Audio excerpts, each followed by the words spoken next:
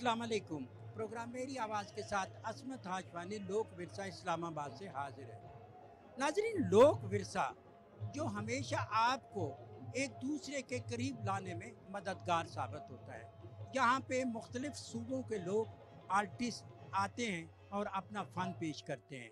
यहाँ पे आप देख रहे हैं कि सिंध की गायकी की बात हो रही है, सिंध के फ़नकार हैं। और इसी तरीके से हम देखते हैं कि ये जो सराइकी म्यूज़िक है या फिर क्लासिकल है, नी क्लासिकल है, सब चीज़ें जो हैं वो आपकी रूह की ग़िज़ा के तौर पर आपके पास पेश की जाती हैं। लेकिन देखना हमने ये है कि जब ये कलाम कोई लोकल फ़नकार गाता है और उसमें सूफिया का कलाम होता है उस ज़िक्र के लिए, और फिर हम इन लोगों को देखते हैं कि वो लोग जिनके पास अपने मसाइल तो हैं, लेकिन जब वो इस गायकी को सुनते हैं, अशार को सुनते हैं, तो उनकी दुखी रूहें जो हैं वो पहले डालती हैं, यानी खुश होती हैं। आज की दुनिया में मसाइल बहुत ज़्यादा हैं और वक्ती तौर पर आप सुकून यहाँ पे हासिल करते हैं, और फिर अगर आप एक पूरे शौक़ के साथ, लगन के साथ इसको सुने तो वो आपके ज़ख्मों को, आपके दिल के ज़ख्मों को भरने में भी ये म्यूज़िक सूफिया का कलाम मदद देता है। आइए नाज़रीन, मुख्तलिफ़ फ़नकारों को सुनेंगे और सूफिया के कलाम से लुत्फ़ अंदोज़ होंगे।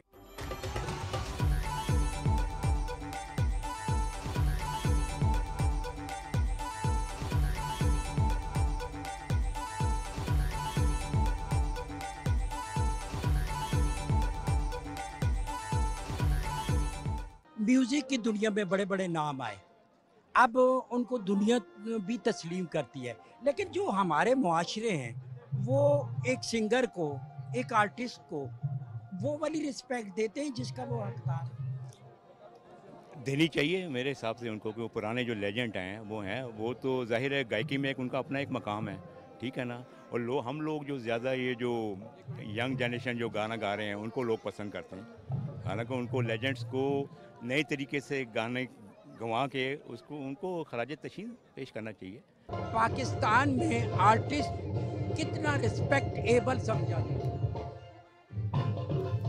सबसे पहले तो मैं ये कहूँगा कि पाकिस्तान का कल्चर इतना रिच है और ये कल्चर रिच आर्टिजन्स की वजह से ही है।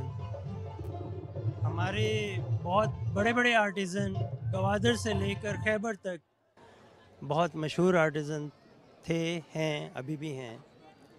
लेकिन अनफॉर्चुनेटली अगर आप सच पूछें तो वो कदर जो होनी चाहिए आर्टिज़न की वो नहीं है। क्यों नहीं है? मेरा बेसिकली सवाल ही ये है, क्यों नहीं है? इसमें बहुत सारे फैक्टर्स हैं। इकनॉमिक्स है सबसे पहले, तो हाथ का काम जो भी होगा उस पर टाइम कंज्यूम होता है, उसका प्राइस, उसकी कॉस्ट ज़्यादा होगी, टाइम ज़्यादा लगेगा, तो वो नेचुरली अब मशीनी दौर है। वही चीज़ जैसे मैं सिंधी आर का काम अगर लूँ, आपके जो थरका एरिया, पढ़े लिखे लोग सारा साल काम करते हैं दफ्तरों में, एजुकेशन के ऑफिस में, जब इस तरह का इवेंट होता है तो उनके लिए भी तो बड़ी चाशनी होती है उसमें। जो भी कल्चर है चारों सूबों का, वो यहाँ पे इस्लामाबाद में रहते हैं, क्योंकि इस्लामाबाद किसी का भी शहर नहीं है, हम सबका शहर है। जो भी आता है उसका हो जाता है। तो यहाँ पे जो ये ऑफिस टाइम या कुछ भी होता है उसमें से ये बहुत अच्छे तरीके से टाइम निकाल लेते हैं। खुशी होती है कि इस तरह के प्रोग्राम होते रहते हैं, उनमें बढ़ चढ़ के हिस्सा भी लेते हैं। और जैसे कि कल्चर डिपार्टमेंट का तो ये बहुत ही अच्छा इनिशिएटिव है कि वो यहाँ पे वक्तन वक्तन इस तरह के प्रोग्राम कराते हैं। तो उसमें हमारे जो भी यहाँ पे पूरे पाकिस्तान से ज़बानें बोली जाती है वो सारे इसमें खुशी से आते हैं, पार्टिसिपेट करते हैं। बेशक वर्किंग डे हो, वीकेंड हो, जो भी होता है उसको बड़ा इंजॉय करते हैं। सिंध हुकूमत की जानिब से यहाँ इस्लामाबाद में आज जो रंग हमें दिखाए गए हैं, इस्लामाबाद में रहने वाले ओवरऑल पाकिस्तानियों को सिंध के रंग यहाँ नज़र आए हैं।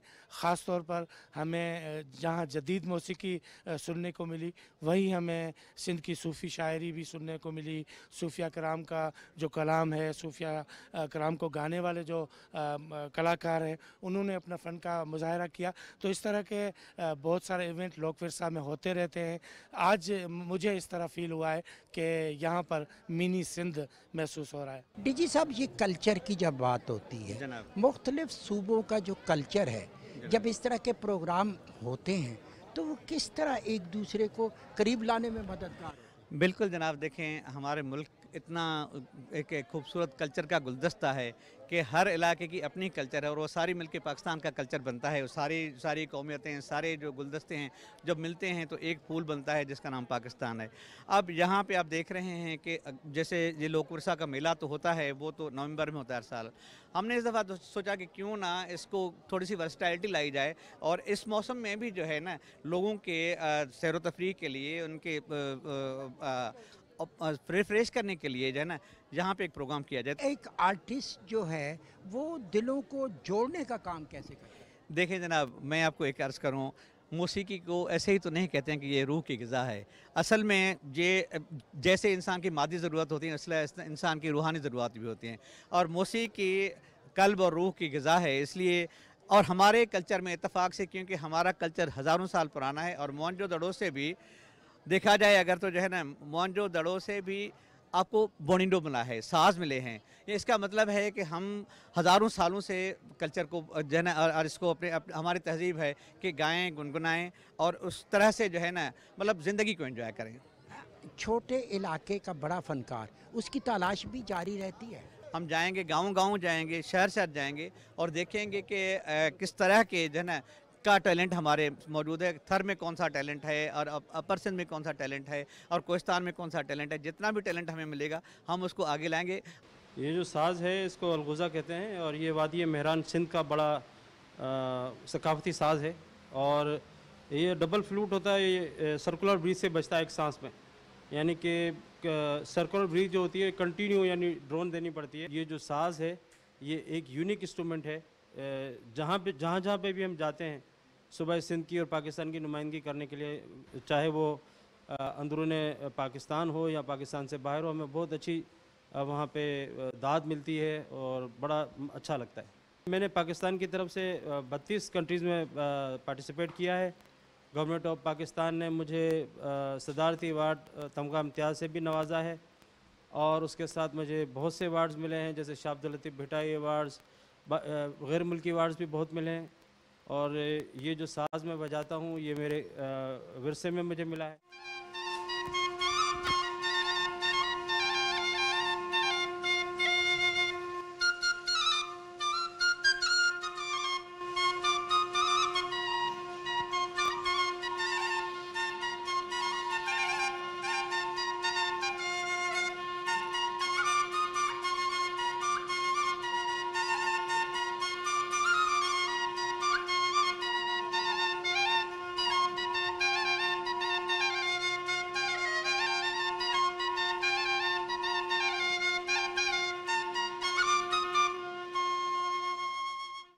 बाबे बुल्ले शाह हो, लाल शहबाज कलंदर हो, हज़रत सुल्तान बहू का कलाम हो, तो जो गायक होता है वो ख़ुद भी चॉइस करता है कि मैं इस चीज़ को ज़्यादा बेहतर तरीके से गाऊँ। जो सूफ़ी गायक होता है वो मुंसलिक होता है उन दरगाहों से, उन दरबारों से मुंसलिक होता है और वो उस जब उनके कलाम को गाता है तो उनके कलाम में सारा गुम हो जाता है, फना हो जाता है, उनको तो उसमें मज़ा आता है। आप किस तरह के, जिस तरह आप देखें ना कि आज का जो दौर है, लेटेस्ट आपके पास इक्विपमेंट है, क्या हम जो जेन्युइन फनकार है उस तक पहुंच पा रहा है मीडिया या फिर इदारे? क्योंकि माई भागी को भी हमने बहुत देर से तलाश किया। हाँ, तो ये अभी भी कभी ऐसे इलाकों में फ़नकार पड़े हैं, गाने वाले पड़े हैं जिस तक मीडिया की रसाई नहीं हो चुकी। कोशिश करेंगे, मेहनत करेंगे तो उन पर पहुंच जाएंगे।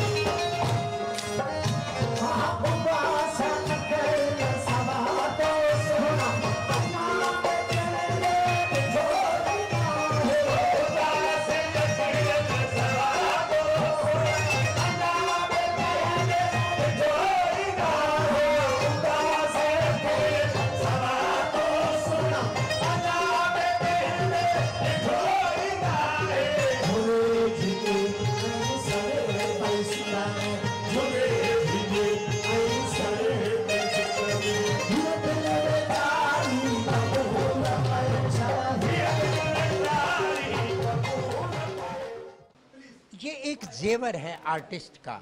जिस तरह म्यूज़िक है, साज है, हारमोनियम है, ढोलक है, मदरंग है, तबला है या अली गोज़ा है, तो ये भी बेटर करता है ये फनकार के साथ। ये सूफियों का एक हाल वसला है। जैसे डॉक्टर अपने पैंट शर्ट पहनते हैं, पहचान में आते हैं, तो ये सूफियों का हाल वसला है। ये गेड़ू, ये कंठा, कोलाबा, ये सारा कुछ फ़कीरों सूफियों का। इस रंग का फ़कीरी के साथ क्या ताल्लुक है इसका? ये एक इज्ज़ आजिज़ी का रंग है, जो ये पहनने के बाद वो इज्ज़ आजिज़ इसको करनी चाहिए। ये सूफियाना रंग है।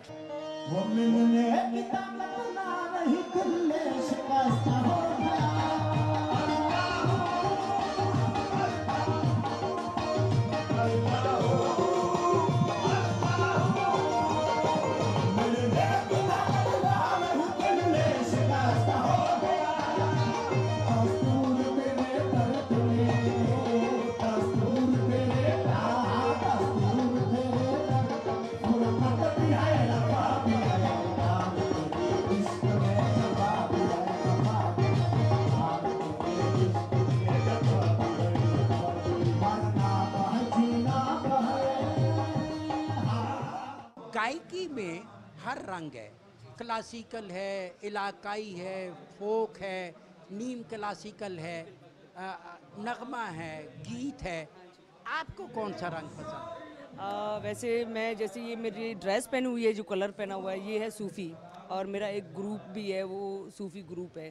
तो जितना सुकून और जितनी राहत सूफ़ी गाने में और सूफ़ी रंग को सुनने में, गाने में, इतना मेरे ख्याल से किसी म्यूज़िक तो और राग है, मगर जो सूफ़ी गाते हैं तो उससे बड़ा सुकून मिलता है। तो मुझे सूफ़ी गाना बहुत अच्छा लगता है।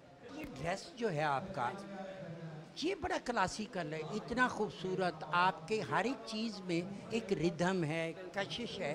ये कोई ख़ास लोग आपका ड्रेस बनाते हैं या आप खुद बनाते हैं? जैसे कि ये जो गज मुझे पहना हुआ है, ये है थर का, और ये पूरा लिबास जो है ये है मारवाड़ी। इसको मारवाड़ी लिबास कहते हैं, जो थर में पहना जाता है। और ख़ास करके ये चूड़ियाँ जो हैं, वो हमारी जो हिंदू मज़हब के जो औरतें होती हैं, वो अपनी सुहाग की निशानी करके पहनते हैं कि हमारा सुहाग है।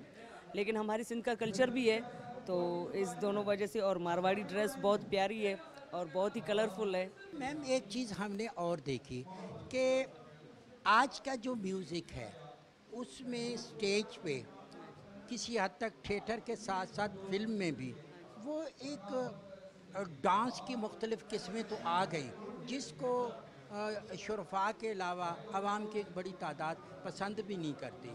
जब इस तरह का एक सादा लिबास में एक आर्टिस्ट आता है, वो बाबे बुल्ले शाह को गाता है, वो हज़रत सुल्तान बहू को, लाल शहबाज कलंदर को, तो मकबूलियत इस चीज़ों से तो नहीं मिलती, वो तो आपके सच्चे कलाम से है। हकीकत तो यही है कि जो अभी जो म्यूज़िक चल रहा है, जो अभी का जो हमारा ये म्यूज़िक का काम चल रहा है, तो मेरे ख्याल से एक दूसरी सोच है। मगर सूफ़ियों को गाना, किसी फ़कीर को गाना, किसी तारीख़ी चीज़ को गाना, उसमें बड़ा सुकून है। और ऐसे लोग अभी तक हैं जो म्यूज़िक को, राग को सुनते हैं और बड़े सुरीले हैं। तो मैं यही कहूँगी कि मेहनत करें तो बड़ी अच्छी बात है। तुम खड़ी नींब के नीचे हूँ तो हेकली, जा तो रे बटाड़ू माना, छानी मानी देख ली। खड़ी नींब के नीचे हूँ तो हेकली, जा तो रे बटाड़ू माना, छानी मानी देख ली। जा तो रे बटाड़ू माना, छानी मानी देख ली। अरे उठे चढ़ियो रिंगणो नी रड़ियो रड़ियो जावे, सासू थारो छेल भंवरियो माँ साड़ियो जावे। अरे उठे चढ़ियो रिंगणो नी रड़ियो रड़ियो जावे, सासू थारो छेल भंवरियो माँ साड़ियो जावे। हूँ थाना पूछा छेल भंवर जी हेकली, जा तुरे बटाड़ू माना, छानी मानी देख ली।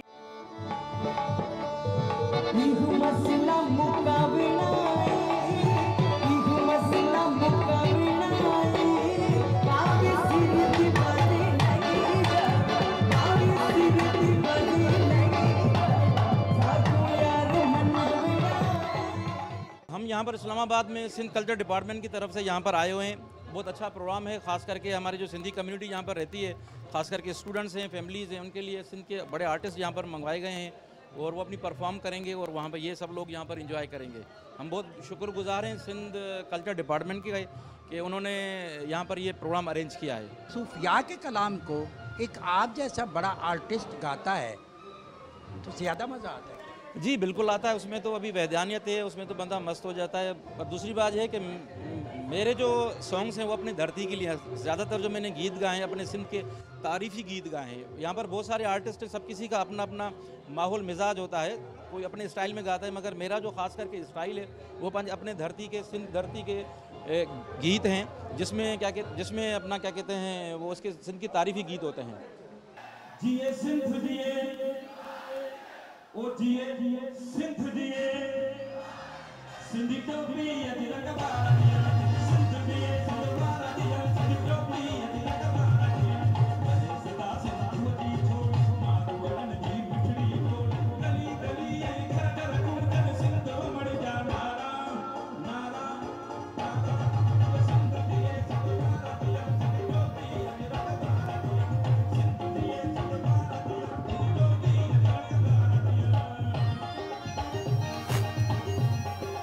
सनम, मैं ये कहता हूँ कि लोग कहते हैं कि ये अल्लाह ताला की तरफ से देन है कि जब आप सूफिया के खूबसूरत कलाम को गाते हैं या फिर मैसेज देते हैं तो लोगों में बहुत ज़्यादा रिस्पांस होता है। ऐसा बिल्कुल जी, बहुत ज़्यादा रिस्पांस है और मैं इस बिल्कुल लायक नहीं हूँ।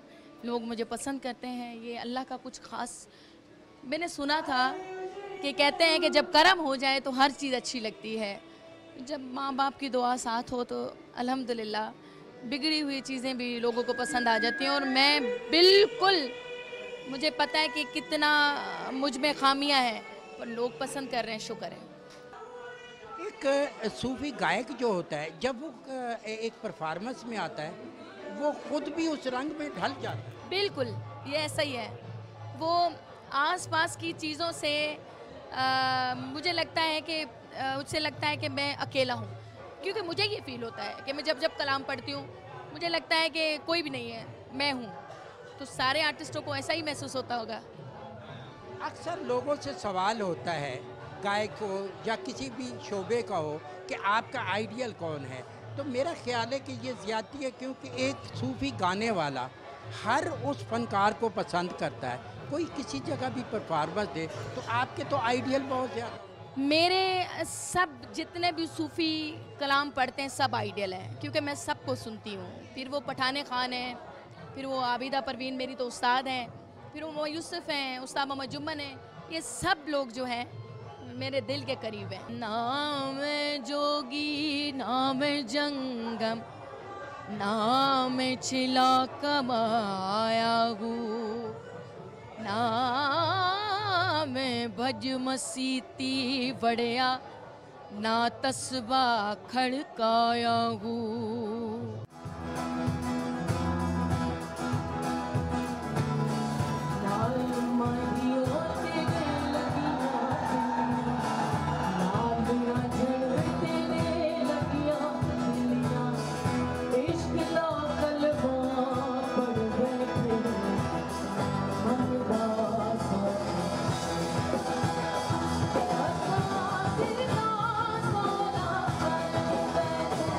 Oh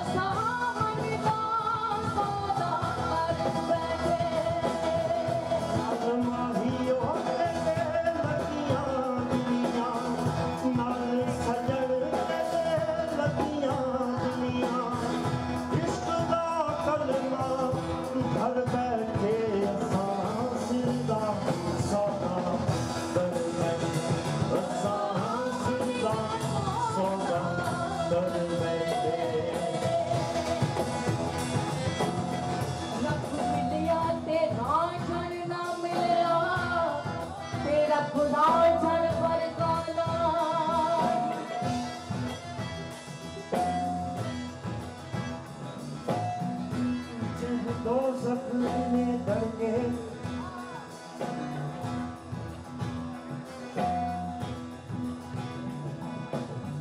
मुझे दो सपने धड़के तेरी दो सब विच रहसा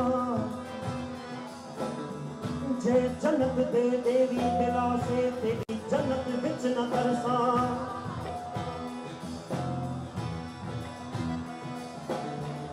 जन्नत दो तकनू ही कायम रहन मैं दामन यार दा बरसा ओ जेड़ा यार फरीद कबूल करे